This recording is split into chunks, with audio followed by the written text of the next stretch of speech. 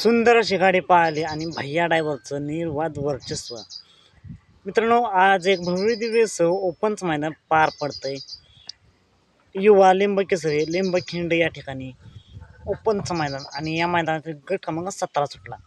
मित्रांनो, या गट क्रमांक 17मध्ये सुट्टीलाच एक बाद झाला आणि त्याने दुसऱ्या गाडीचं मात्र केलं, दुसरी गाडी देखील बाद झाली. त्यानंतर लढत चालू झाली आणि शेवटच्या क्षणाला निर्वाद वर्चस्व केलं भैया ड्रायव्हरनं आणि गाडी सेमीसाठी पात्र.